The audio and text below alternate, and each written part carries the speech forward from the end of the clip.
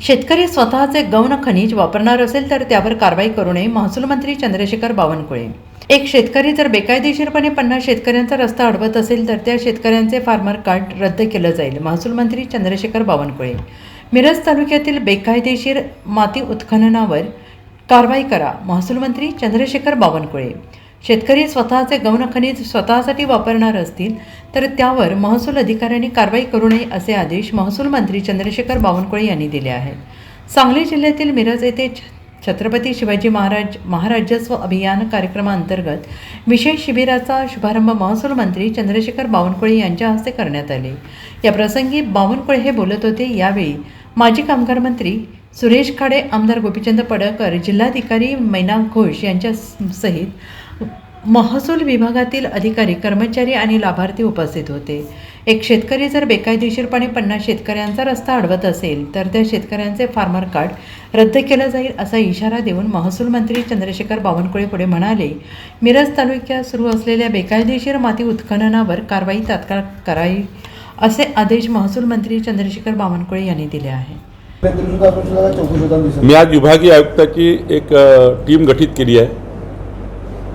ती टीम येणार आहे. नदीचं पात्र वळवून टाकलं आहे. 200-300 डंपर सुरू आहे. मला थोडा वेळ असता तर मी नक्कीच स्पॉटवर गेलो असतो, पण हा वेळ काढेल काही काळात. मी तसे विभागीय आयुक्तांना पाठवणार आहे. आधी मी जाण्यापेक्षा विभागीय आयुक्ताला पाठवतो आहे. तर मला असं वाटतं हे फार 7 कोटी दंड झाल्यावरही त्यांना वेगळी परवानगी देणे, अजून त्यांचं लागून चालन करणे हे सुरू आहे.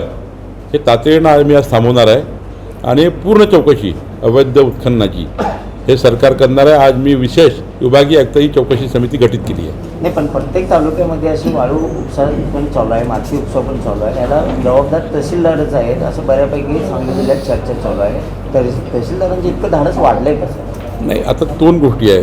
नियमाने जे काही इन्फ्रास्ट्रक्चरचं काम चालू आहे, रस्ते चालू आहे, पाणी चालू आहे. तर मुख्यमंत्री बळीराजा पांढर रस्ते योजना आहे. माती लागतं, मुरुम लागतं. इन्फ्रास्ट्रक्चर डेव्हलपमेंट करण्याकरता गौण खनिज लागतंच. ते रिस्तर परवानगी दिली पाहिजे. EC पोल्युशन कंट्रोल बोर्डाचे जे काही डॉक्युमेंट्स आहे, अवैधपणे 2 भाग आहे, वैध आणि अवैध. वैध चालवाचे अधिकार तहसीलदारला आहे आणि अवैध रोखण्याचे अधिकार तहसीलदारला आहे.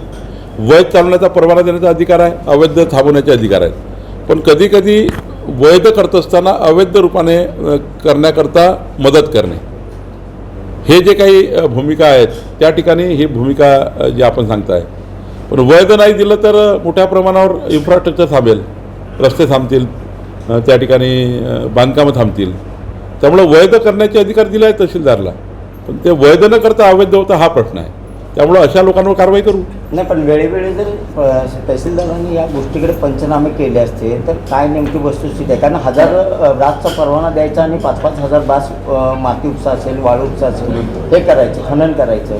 मग हे कुठं तर चुकीचं वाटत नाही का? आपला जेवढा परवानगी दिली आहे तेवढंच उत्खनन आवश्यक आहे. त्याचं ETS सर्वे करावं लागतं.